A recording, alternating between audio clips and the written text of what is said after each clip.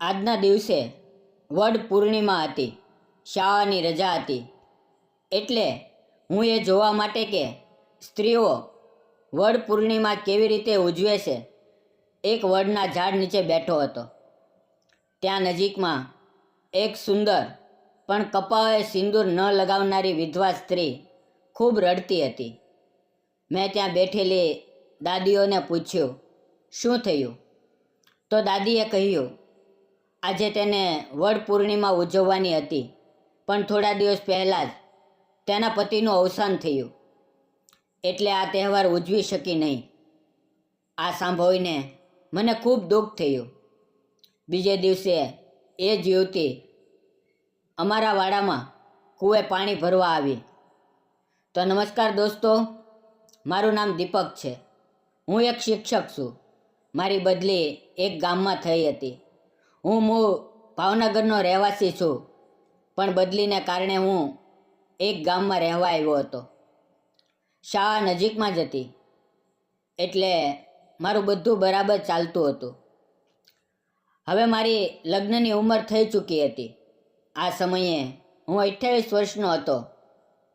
આજે વડ પૂર્ણિમા હતી અને શાળાઓની રજા હતી. હું વડના ઝાડ પાસે જઈને બેઠો અને જોતો હતો કે સ્ત્રીઓ કેવી રીતે વડ પૂર્ણિમા ઉજવે છે. ત્યાં એક યુવતી, જેના કપાળે સિંદૂર નહોતું, વડના ઝાડની પરિક્રમા કરતી સ્ત્રીઓને જોઈને રડતી હતી. મેં બાજુમાં બેઠેલી એક દાદીને પૂછ્યું, દાદી, આ યુવતી કેમ રડે છે? દાદીએ કહ્યું, શું કહું દીકરા? ગયા મહિને જ આના લગ્ન થયા હતા. તેને સારા ઘરમાં પરણાવી હતી, પણ તેના પતિનું અકસ્માત થયું અને તેમાં તેના પતિનું મૃત્યુ થયું. આજે વડ પૂર્ણિમા છે. શણગાર કરેલી સ્ત્રીઓ વડના ઝાડની પરિક્રમા કરે છે. આજે આને પણ એવો શણગાર કરીને પરિક્રમા કરવાની હતી અને પોતાના પતિની લાંબી આયુષ્ય માંગવાની હતી. 7 જન્મ પતિ સાથે વિતાવવાના હતા, પણ પતિના જવાથી આ તહેવાર ઉજવી શકતી નથી, એટલે રડે છે. મારા મનને ખૂબ ખરાબ લાગ્યું. દાદીએ જણાવ્યું કે તે પોતાના માયકે આવી હતી અને હવે અહીંયા જ રહેવાની હતી. તે દેખાવે ખૂબ સુંદર હતી, પણ તે ના હોય તે સિંદૂર ના જોઈને મારા મનમાં એક અલગ જ દર્દ ભરાઈ ગયું. તેનો વિચાર મારા મનમાં ગૂંજતા રહ્યા. હું મનમાં વિચારતો હતો કે ભગવાને આને આવું નસીબ કેમ આપ્યું હશે? આ વડ પૂર્ણિમા ઉજવી શકતી નથી, પતિનો પ્રેમ ન મળ્યો અને દુઃખ તેના ભાગ્યે આવ્યું. શું તેનું ભાગ્ય હવે આવું જ દર્દથી ભરેલું રહેશે? ખબર નથી શું થયું, પણ અચાનક મારું ધ્યાન તેની તરફ જવા લાગ્યું. હું આવતા જતાં તેને જોવા લાગ્યો. તે હંમેશા ઉદાસ રહેતી. જે વાડામાં હું રહેતો હતો ત્યાં પાણીનો કૂવો હતો. ત્યાં કેટલીક સ્ત્રીઓ પાણી ભરવા આવતી. છેલ્લા કેટલાય દિવસોથી તે યુવતી, જેનું નામ મને હજી ખબર નહોતું, તે પણ ત્યાં આવવા લાગી. તે દેખાવે ખૂબ સુંદર હતી. ગોરો રંગ, ગોળ ચહેરો, કાળી ઊંડી આંખો, લાંબા સીધા વાળ અને પાતળી કાયા. તેને જોવાથી મને ખૂબ સારું લાગવા લાગ્યું. હું રોજ એની રાહ જોતો કે તે ક્યારે પાણી ભરવા આવશે. હું અમારા વાડાની ઝાલર પર જઈને બેસતો અને ત્યાંથી તેને જોતો. એક દિવસ તે પાણી ભરવા આવી અને હું ઝાલર પરથી તેને જોતો હતો. તેણે દોરડાથી ડોલ ભરીને પાણી કાઢ્યું અને તેને હાંડામાં રેડતી હતી. પાણી રેડતી વખતે તેનું ધ્યાન મારી તરફ ગયું. તેને ખબર પડી કે હું તેને જોઉં છું.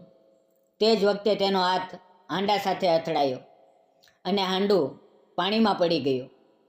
તેના ચહેરા પર આંસુ આવી ગયા અને તે ઝૂકીને રડવા લાગી. હું ગભરાઈ ગયો. નીચે ઉતરીને તેની પાસે ગયો. મેં તેની માફી માંગી અને કહ્યું, રોકાઈ જાઓ, હું તારું હાંડું કાઢી આપું. મેં દોરડાથી ડોલ બાંધી અને ધીમે ધીમે તે હાંડું પાણીમાંથી બહાર કાઢ્યું.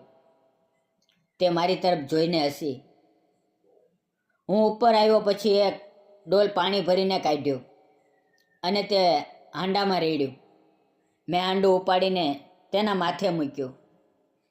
અમારી નજરોમાં હોય તે મારી તરફ જોઈને હસી, પણ કંઈ બોલી નહીં. તે ચૂપચાપ ચાલી ગઈ. બીજે દિવસે હું ફરી ઝાલર પર હતો. તે ફરી પાણી ભરવા આવી. જ્યારે તે દોરડાથી પાણી ખેંચતી હતી ત્યારે નાના નાના કાંકરા તેની તરફ ફેંકતો અને પછી છુપાઈ જતો. તેને ખબર નહોતી પડતી કે આ કાંકરા કોણ મારે છે. પણ એક દિવસ જ્યારે મેં કાંકરો ફેંક્યો અને તેણે મારી તરફ જોયું તો અમારી નજર મહોઈ. નજર મહોતા જ મેં મારા હાથ પાછો છુપાવ્યા. તેણે મને જોયો અને હળવું હસી. તે ફરી પાણી ખેંચવા લાગી. હું નીચે ઉતરીને તેની પાસે ગયો.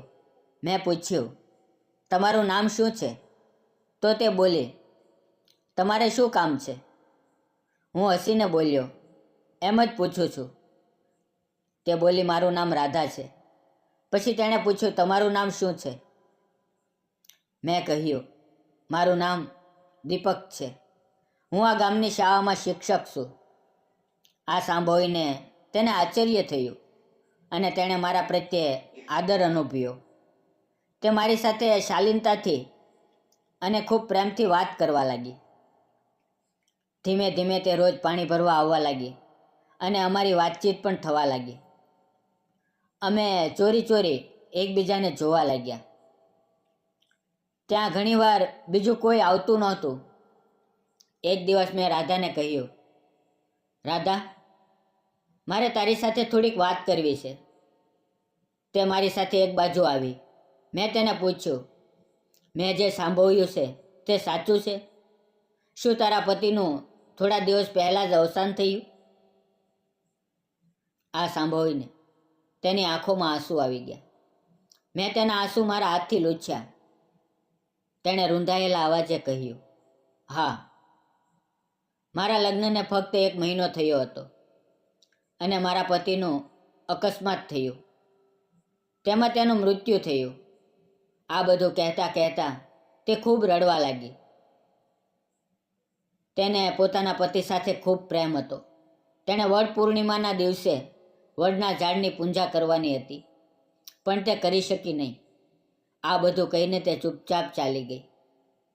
ધીમે ધીમે અમારી વાતચીત વધવા લાગી અને હવે અમારી વચ્ચે આકર્ષણ ઊભું થવા લાગ્યું.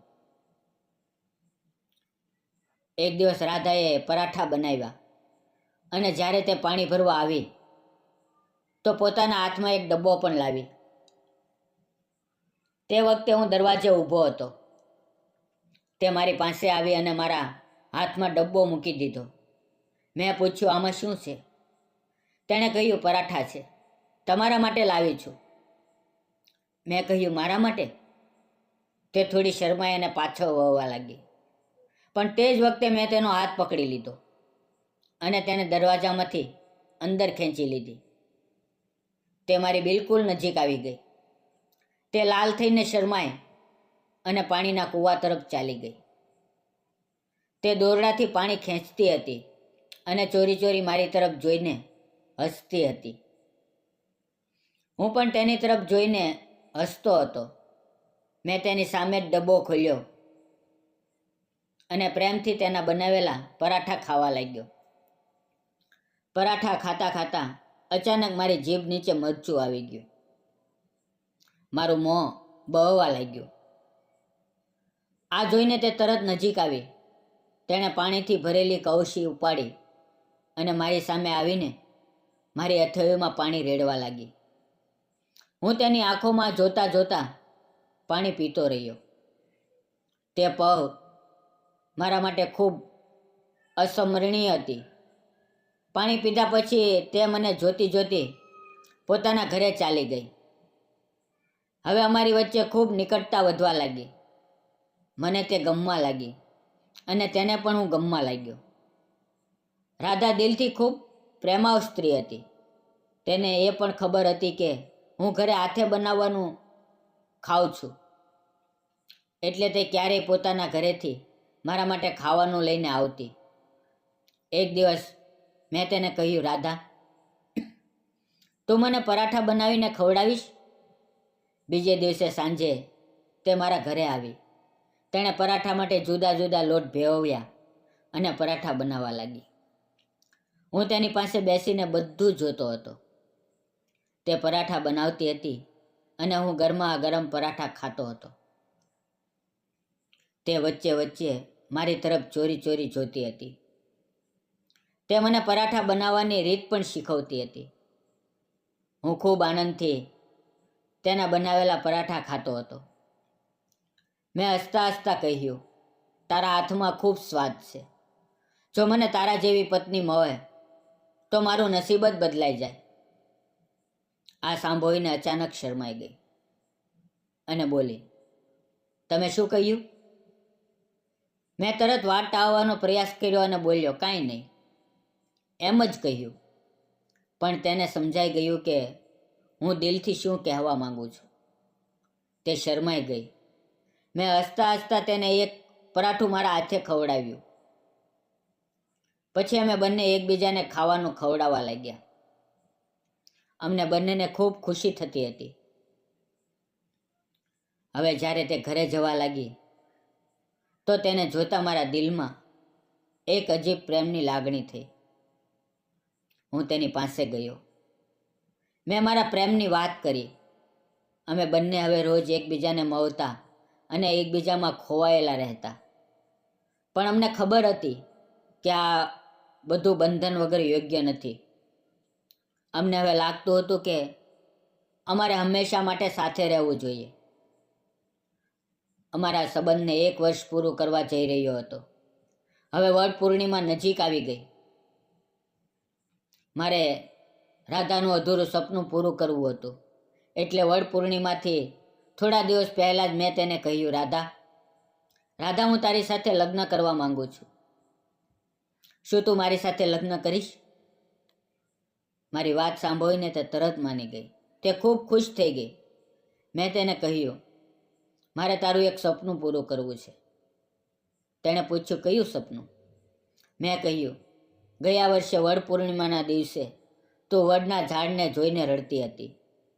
મેં તને તે દિવસે રડતા જોઈ હતી અને તે જ સમયે મેં નક્કી કરી લીધું હતું કે તારું સપનું હું જ પૂરું કરીશ. ત્યારથી જ હું તને ચાહવા લાગ્યો. આ વખતે આપણે એ જ દિવસે લગ્ન કરશું અને એ જ વડના ઝાડની આસપાસ 7 ફેરા લઈશું.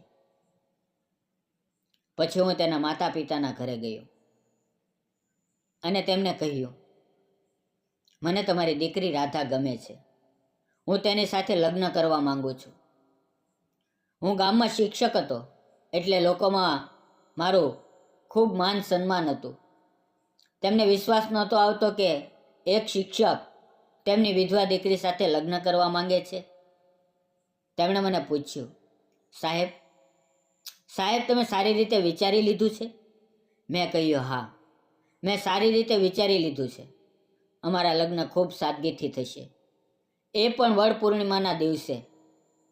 અને તમારા આંગણામાં જે વડનું ઝાડ છે તેની આસપાસ અમે 7 ફેરા લઈશું અને 7 જન્મનું વચન આપશું. આ સાંભળીને તેઓ પણ આશ્ચર્યમાં પડી ગયા, પણ પછી માની ગયા. લગ્નના દિવસે ગામના બધા લોકો ભેગા થયા હતા. બધા વડના ઝાડ પાસે ઊભા હતા. અમે બંને તે વડના ઝાડ પાસે ઊભા રહ્યા. બધાએ અમારા પર અક્ષતા નાખી અને મંગલ ગીતો ગાયા. અમે તે ઝાડની આસપાસ 7 ફેરા લીધા અને હું રાધાનું સપનું પૂરી કરી શક્યો. ગામના લોકોની આંખોમાં ખુશીના આંસુ હતા અને રાધા તો ખુશીથી જાણે પાગલ થઈ ગઈ હતી. તેનું સપનું પૂરું થઈ ગયું હતું. તે ખૂબ રડતી હતી અને મને ગળે લગાડીને કહેતી હતી કે આજે તેનું સપનું મેં સાચું કરી દીધું. મને પણ એક સુંદર, સમજદાર અને દિલથી ચાહનારી પત્ની મળી હતી. હું પણ ખૂબ ખુશ હતો. અમે બંને હવે ખરેખર ખૂબ આનંદમાં હતા. લગ્ન પછી રાધા મારા વાડામાં રહેવા આવી. હવે આખું ઘર અંધારામાં ડૂબી ગયું હતું. ફક્ત ફૂલોની સુગંધ ચારે મેર ફેલાઈ હતી અને અમારા નવા જીવનની શરૂઆત હતી. પછી અમે હંમેશા ખુશહાલ જીવન જીવવા લાગ્યા. થોડા દિવસોમાં રાધાને એક દીકરો થયો. રાધા ખૂબ ખુશ થઈ. તેનો ઘર પરિવાર હવે વસી ગયું હતું, એટલે તેના માતા પિતા પણ ખૂબ પ્રસન્ન હતા. હવે રાધા દર વર્ષે વડ પૂર્ણિમાના દિવસે વડના ઝાડની પરિક્રમા કરે છે અને ભગવાનને પ્રાર્થના કરે છે કે તેને 7 જન્મ આ જ પતિમાં હોય. દોસ્તો, આ વાર્તા તમને કેવી લાગી અમને કોમેન્ટમાં જરૂર જણાવજો. અને જો તમે અમારી ચેનલ પર નવા છો તો ચેનલને લાઈક, શેર અને સબસ્ક્રાઈબ કરવાનું ન ભૂલતા. ફરી મળશું આવતીકાલે એક નવા વિડીયોમાં. ત્યાં સુધી આવજો. અને વિડીયો પૂરો જોવા બદલ આપ સૌ મિત્રોનો ધન્યવાદ. પણ મિત્રો, જતાં પહેલાં એક અગત્યની વાત. આ વિડીયો કાલ્પનિક છે અને તે ફક્ત મનોરંજન અને શૈક્ષણિક હેતુથી બનાવવામાં આવેલો છે. વિડીયોમાં આવેલા નામ, પાત્ર અને ઘટના કોઈ પણ વ્યક્તિ, જાતિ કે ધર્મ સાથે સંબંધ નથી. અને જો એવું થયું હોય તો એક સંયોગ છે. તમારા વિચારો કોમેન્ટમાં જરૂર લખો. ધન્યવાદ મિત્રો.